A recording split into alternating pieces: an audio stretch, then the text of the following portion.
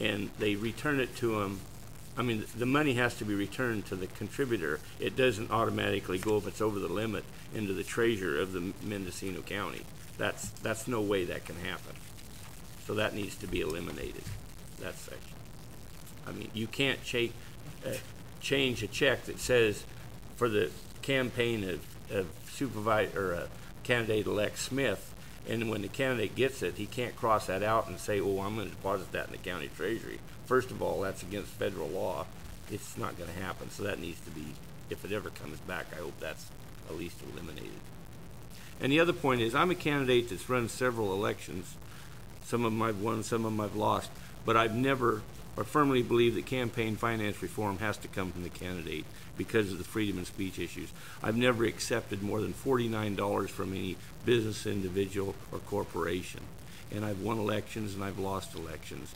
But what I've found in Mendocino County, outside influence of large amounts of money or small amounts, or, you know, that's just a detriment to your campaign. I mean, money has never been an issue, in my opinion, in elections at any level in Mendocino County, whether it's a supervisor race, a sheriff's race, a treasurer, auditor, controller, or anything. I've never in history, and I've followed politics in this county all my life, and I've never seen this undue money influence be successful, and I've actually really never seen much of it. Thank you, Supervisor. This time I'm going to call for the vote unless there's a huge objection here. And let's go to the buttons, and so the public can see how we voted.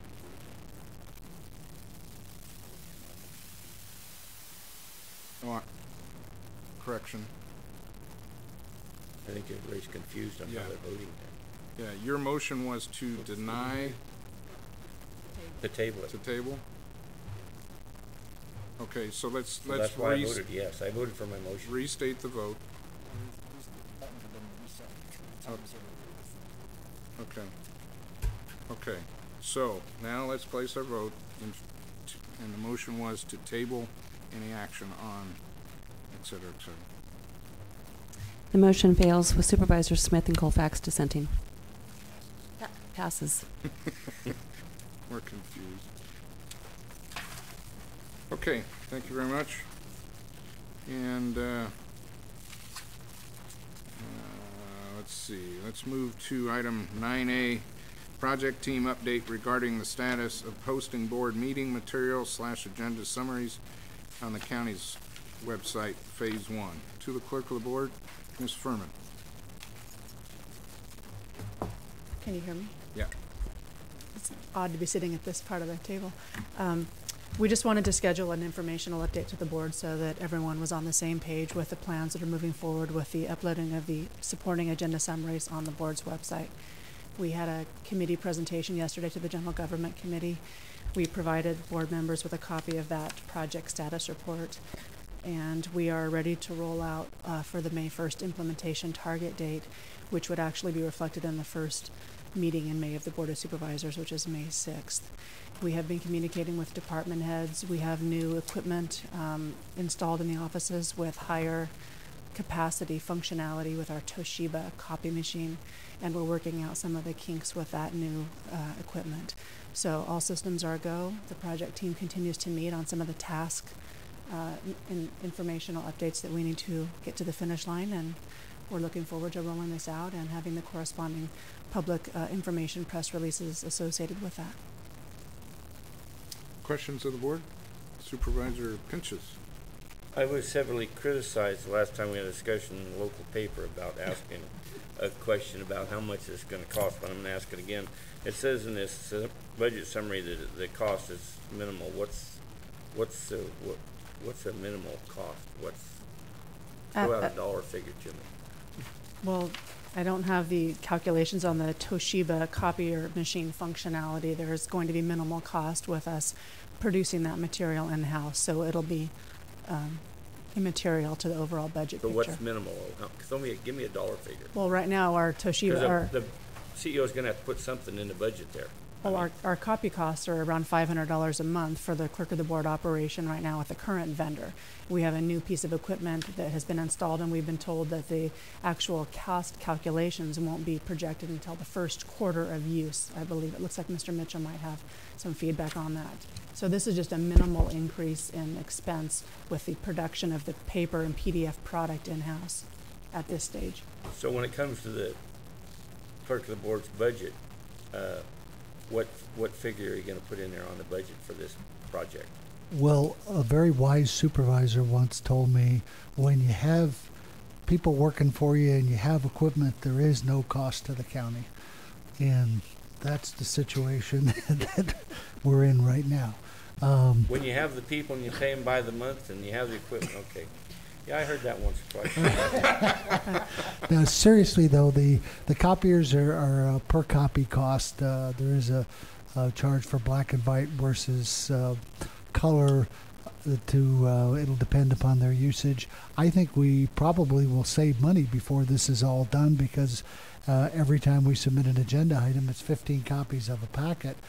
Myself, in discussions with the clerk of the board, my agenda will most likely be on my laptop, and they won't need to produce a copy for me.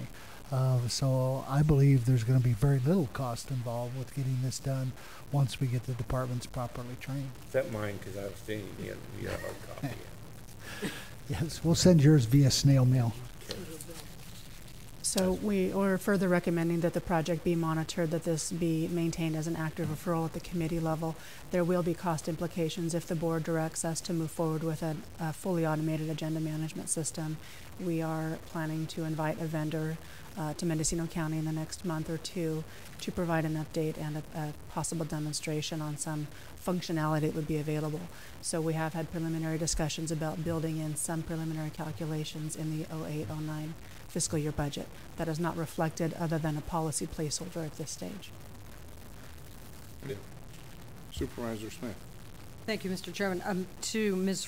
sort of to elaborate on Ms. Furman's comments for Supervisor Pinch's, this first step, which we had a discussion on the committee, brought it back to the board, updated you a number of weeks ago, which is that the internal process of getting the agenda summaries online, which is what the public's really been wanting, has this minimal cost. It's mainly, I think, staff time and staff work in the clerk of the board's office and at the departments to get them familiar with the electronic submissions that are then going to be required. This is a huge bonus to the public, though, that instead of just seeing a list of topics, if they're using their computer, they'll be able to at least get the associated summaries that go with it. That gives them yet one more level of information. It doesn't have all of the accompanying documents, but it certainly is a big next step. So that was the part that we talked about at the board level, that we move forward and go to the May 1st date. That's what they're intending to do. They're saying they can meet that commitment. The press on the coast has been very interested in, is this going to happen? And they really are staying with the topic. We don't want to know, is it going to happen and when is it going to happen? And they're looking forward to hearing that the implementation is on track.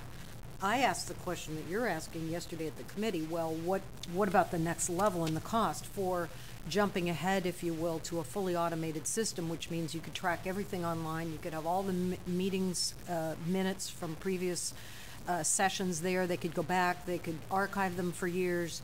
You could get every document online. That is a goal that we talked about getting to eventually, and there is cost associated with that. It's with software and probably training and some other things. So I think we are, as Ms. Furman said, we're going to go to a demonstration. We have the Questus, the current program that's used in the clerk of the board's office, so we'll be looking at, is that the way to go? If so, what level?